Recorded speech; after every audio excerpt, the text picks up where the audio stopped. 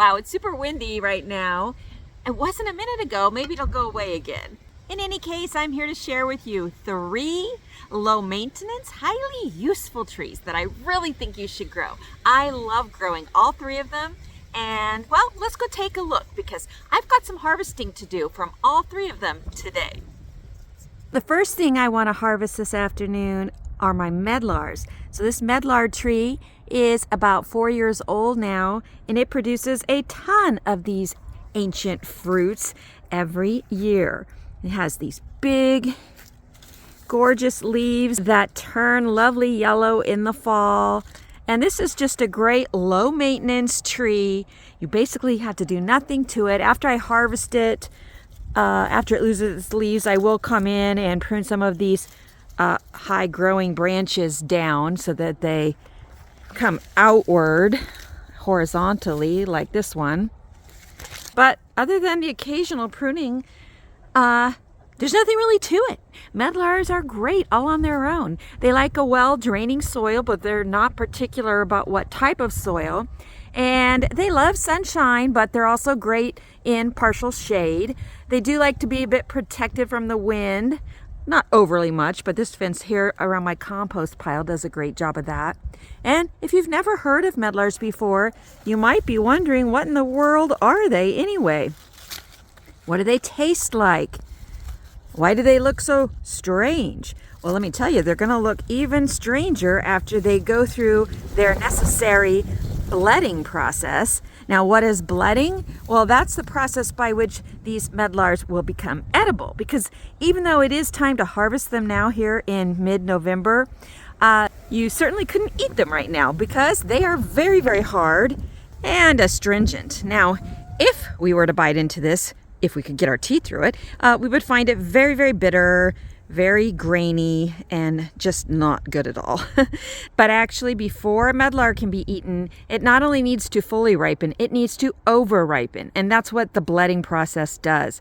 Basically, you take these hard but ready to harvest fruits into your home. You're going to put them on a dry surface with good air circulation. You can do some sand, some cardboard, some brown paper. It doesn't need to be a dark place or a cool place, but not hot. And definitely not humid. You want plenty of air circulation so there won't be any mold going on. In fact, you could dip the little stalks there in salt water to help prevent that mold from happening. But as long as you keep an eye on them and check them every few days, you should be fine. I say that even though last year I forgot about them a little too long and I lost a lot of them.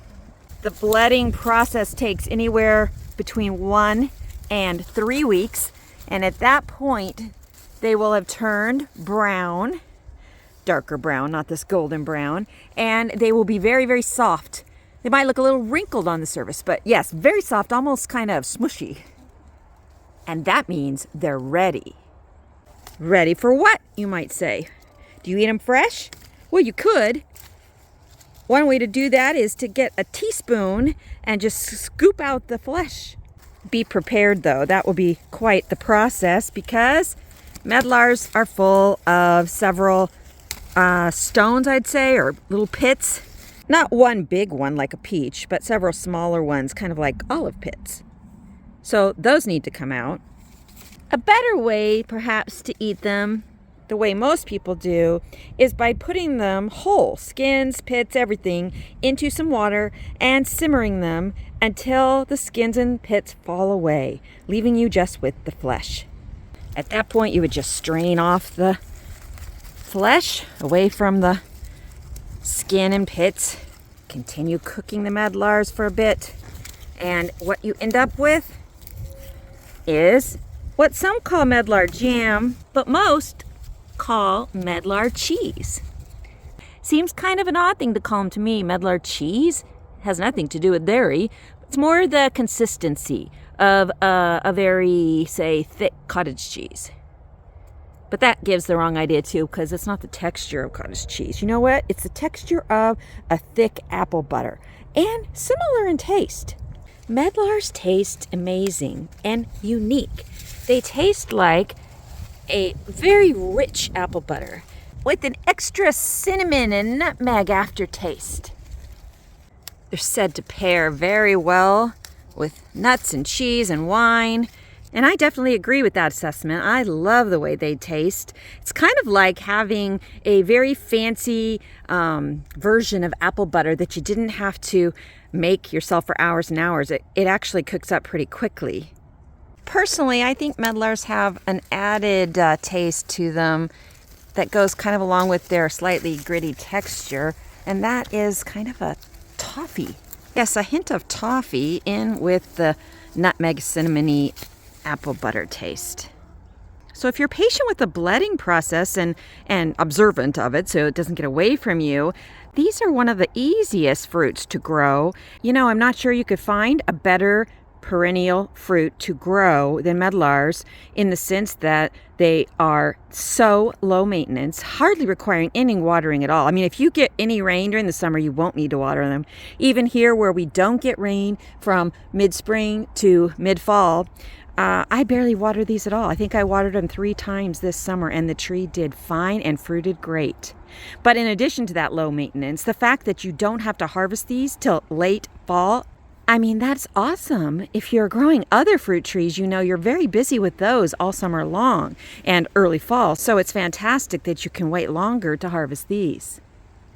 I'm looking forward to making my medlar, I'm going to say jam, not cheese. And I have a recipe that I've been tweaking a bit on paper, and I'm eager to experiment with it to make a medlar pudding cake.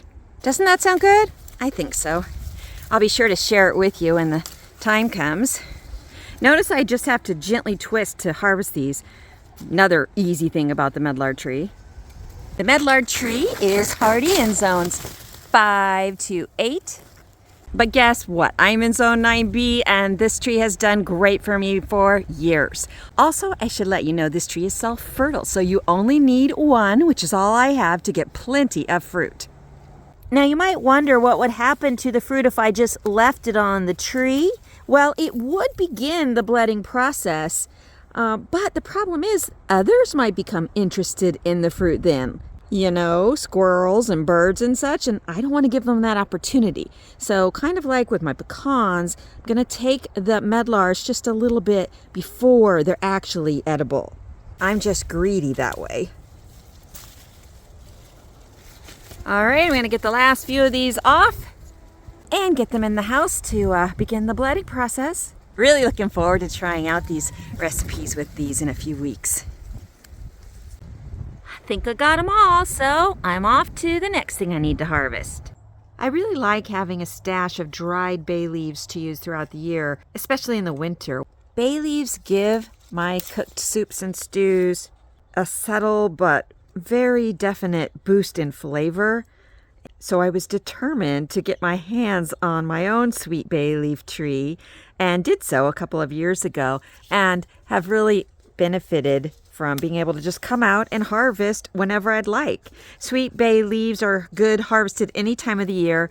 One tip I'll give you is that the older leaves are actually better to harvest than the younger ones. That's kind of maybe counterintuitive, because in most cases with herbs you'd think it'd be better to take the younger leaves, but with bay leaves it's actually the older ones that give you the best flavor.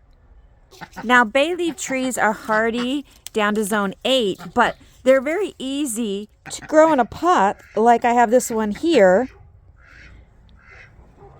So you can move them indoors or to a protected area, say in a greenhouse, in the winter if you live in a colder area than a zone 8. Now, I grow my sweet bay leaf tree in a pot because I might be moving and I want to take my tree with me. But if I do end up moving to an area that has a colder climate, I'll definitely continue to grow bay leaf in a pot because it's definitely worth it. This tree, like the medlar, is so low maintenance. All I have to do is water it occasionally. I have it where it's in afternoon shade. I'm thinking it wouldn't like the intense direct heat of my California sun, all day long. And I think that opinion proved correct this year. This microclimate seems to have suited the tree very well. The tree is growing here next to my duck pen and this beautiful honeysuckle bush. And oh my goodness, the aroma is amazing. Even here in November, these flowers smell lovely. But really, I can't recommend the sweet bay leaf tree enough. It can do so much for your cooking. And dried, these make a long-lasting, very welcome gift. Organic, homegrown sweet bay leaves. Definitely popping some extras of these into my dehydrator so I can give some for gifts this Christmas. Hello, ladybug.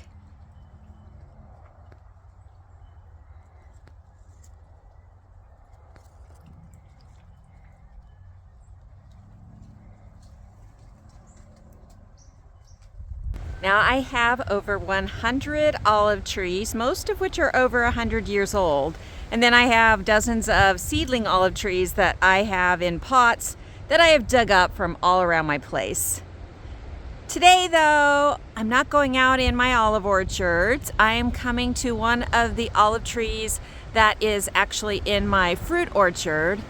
And I'm gonna take the leaves from one of its lower branches because that's just so easy. There are obviously no shortage of leaves when it comes to olive trees. So I need to get busy harvesting some because I'm running low on my supply of dried olive leaves. And you might wonder, what in the world do you do with dried olive leaves? Well, they make a fabulous tea, let me tell you. So what is so wonderful about olive leaf tea? It has so many great things going for it. I'll have to do another video just on olive leaf tea. I will say though, there are 10 really important things that make it a wonderful tea to be drinking on a regular basis. First and foremost, olive leaf tea is extremely high in antioxidants, including probably the highest quality antioxidant there is in any plant, and that would be hydroxytyrosol. But again, more detail on that in another video that I'll do for you just on olive leaf tea.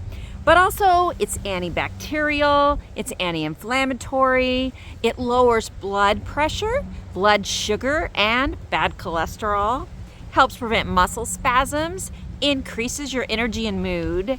And two things I really like is that it increases blood circulation and improves your overall immunity. So here is something about olive trees. They grow suckers all over their trunks. And if you have goats or sheep, they will be more than happy to forage and take care of these for you. And it's very healthy for them.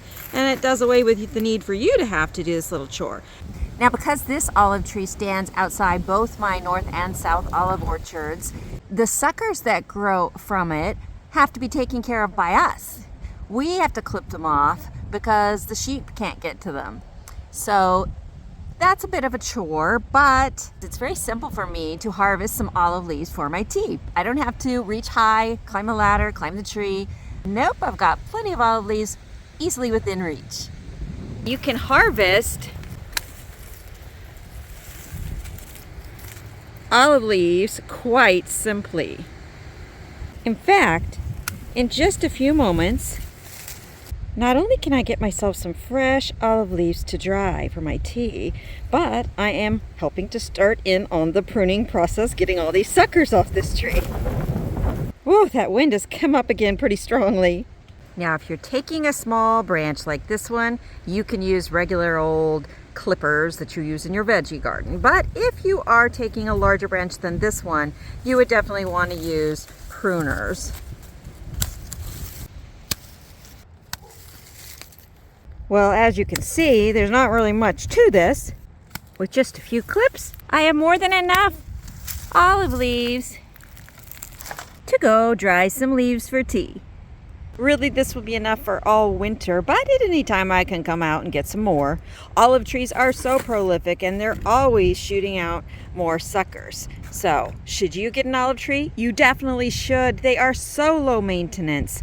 But how hardy are they? Olive trees prefer 6 hours or more of sunlight a day, and they love a dry, well-draining soil, though they do appreciate regular water, so irrigation is best for them if you have them out in an orchard. So drip line or trench irrigation or sprinklers like I have. But again, if you're growing them in containers, you can easily water them along with your veggies and flowers. And they will reward you with the wonderful, delicious tea that is so good for you. Now, I mostly have Sevillanos with a few missions thrown in, and those are hardy down to zone 8. Basically, they'll take, once established, 20 degrees Fahrenheit, even into the high teens for, a few days at a time. But there are varieties like the Nikita Jubilee and the Arbequina, which when established will go all the way down to 5 degrees Fahrenheit. The thing is, they're very easy to keep in containers as well. And those you can bring into a greenhouse or a garage or even your home in the winter. They're a very attractive tree and, as I've said, very, very healthy for you. These are such low maintenance trees and so useful. Of course you can cure the olives. And if you had an olive grinding stone, you could make olive oil. But for me, the main benefit really is the olive leaf tea. All right, I'm gonna gather these up and take them in with the medlars and my sweet bay leaves, and we're gonna get dehydrating and, well, with the medlars, we're gonna get bledding. Something else I didn't mention about the olive trees is that in addition to forage for your sheep and goats and other animals, olive trees also make great hiding areas for your chickens. Because of their tendency to shoot out all those low arching suckers, well, it actually gives a very natural and very effective little area for your chickens to run into if they think, say, there's perhaps a hawk overhead. Also, my chickens just love resting under the olive tree suckers for the shade benefit on a hot summer day. So there you have it, the medlar tree, the sweet bay leaf tree, and the olive tree. 3 low maintenance, highly useful trees you definitely should try growing. I'm very happy with mine, and if I do end up moving in the next few years, I plan for sure to take all my seedling olive trees that are in containers and my sweet bay leaf tree behind me that's in a pot with me. I'll probably get another sweet bay leaf tree because I'm gonna have to order medlar trees anyway, probably 2, because, well, I want more. They're just so good. Hey, be sure to leave a comment below. Let me know what kind of trees that you find to be very useful and low maintenance in your area. I hope you enjoyed this video today, and perhaps we'll consider growing one of these 3 great trees. I think you'll be very glad if you do.